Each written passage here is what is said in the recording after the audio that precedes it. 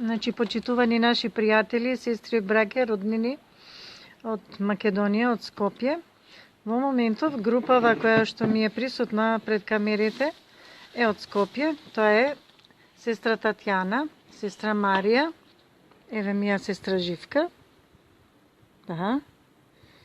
И овде десно ми е сестра Креола и сестра Цене. Која од која? Која од која? Значи се наоѓаме во преубавиот Патмос, во градчето. Денеска поминавме преубав поклонички подвиг во пештерата на Свети Јован Богослов, каде што ја напишал Откровението. Го напишал Откровението и во манастирот на Свети Јован Богослов.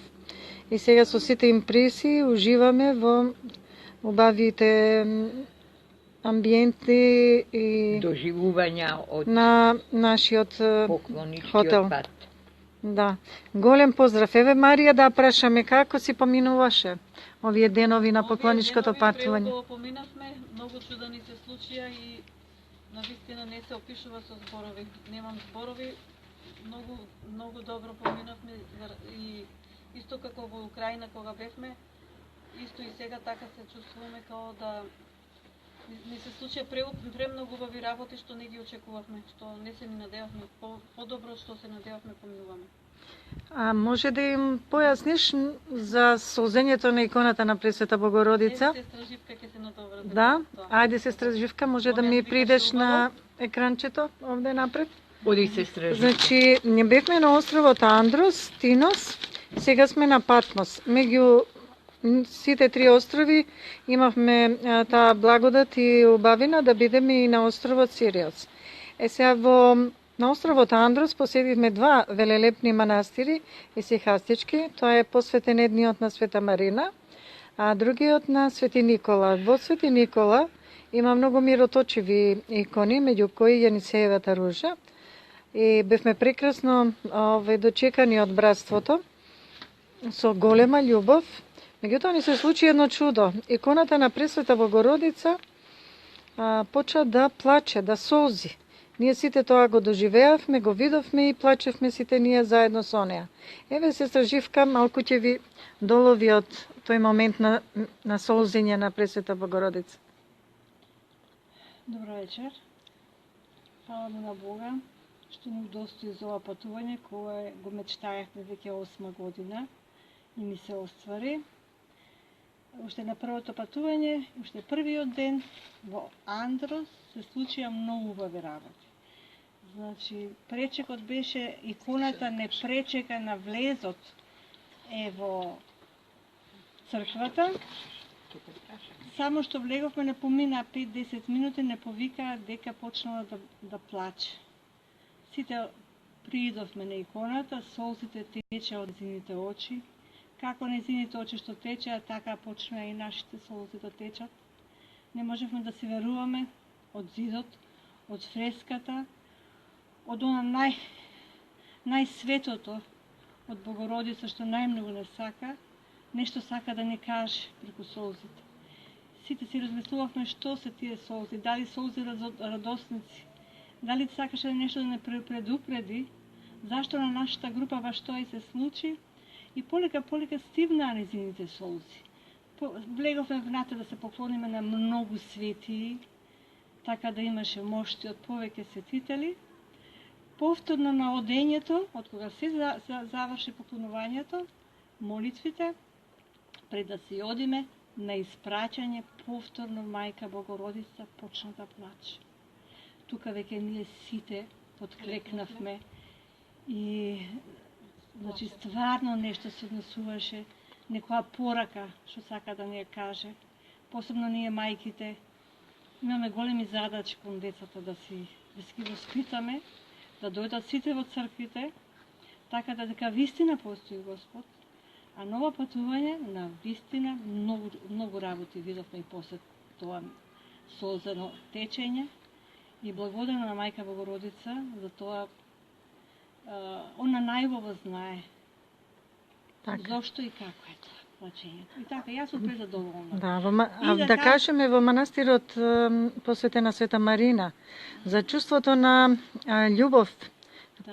приемот што го имавме од јеромонак Херовим и игуменот Кипријано. Ајде, сестра Креолче, ајде кажи им на нашите сестрички и браќа во Скопје. Сестрички да им кажам, што да ви кажам, тоа беше љубов. Љубов братска, сестринска. Каква он љубов ни даде, татковска љубов. Како не пречека. Со какви почести, какво беше радосен. Му тропава на вратата, за да ни отвори. Он мислеше дека е нешто, некои се други, а веќе затворил манастирот. Меѓутоа, он со таква љубов го отвори манастирот. Кога му кажавме од каде сме и што сме, он ни отвори манастирот. Влеговме внатре. Што да ви кажам, немаше нешто поубаво. Ние стигнавме дека се на земја перфект баш. Ајде снимај Баш ги сестрички. Сестрички, вака сега вие ни доаѓате во живот директно во Македонија, правиме пренос и на нашите браќа и сестри им да ги искажуваме импресиите од нашето патување за плачењето на солзењето на Мајка Божја во на Андрос. Сега зборуваме за гостопримството од јеромонах Херовим и игуменот Кипријано, за нивната љубов, за гостопримството, за богатата трпеза, то таква силна љубов што сите не изненади и не воодушеви. Да. Ајде, сестра Варвара, Дури не ти баш убаво ми дојде. Знам дека од во пештерата на Свети Јован Богослов доживеа свое воскресно доживување, да им ги пренесеш импресиите за моментот кога отидовме и во манастирот и во пештерата. Што ќе им кажам? Допир со вечност. Едноставно стоиш на местото кај што стоел Христос. Како може поинаку да се чувствува човек, освен дека едноставно му се дава, му се отвара врата на нешто што е надвор од нашите сили и способности, само по милоста Божја ни се дава тоа. Јас стварно многу така млаво го доживеав тоа, поготово е сега во пештерата, не ми се излегуваше од таму и имаше момент кога се вратив назад и кога може би направив искушение цел автобус да ме чека, ама јас не може да се одлепам од таму. Морав уште еднаш да се поклонам и не ми е жал, не ми е криво. За мене беше тоа. Сакав малку да слушнат нашите пријатели. Како е твоето искуство за овие поклонички патувања? Како го доживуваш? Значи, тоа патување со верници кои што навистина прават подвиг, бидејќи самото патување 6 дена да престојуваш во движење, во автобус, во физички активности, полно искушенија, и воопшто целата дружба и сите тие настани, како ги доживуваш? Па менела прво искуство ми е вака, со вас вернициве да одам некаде на поклоничко патување.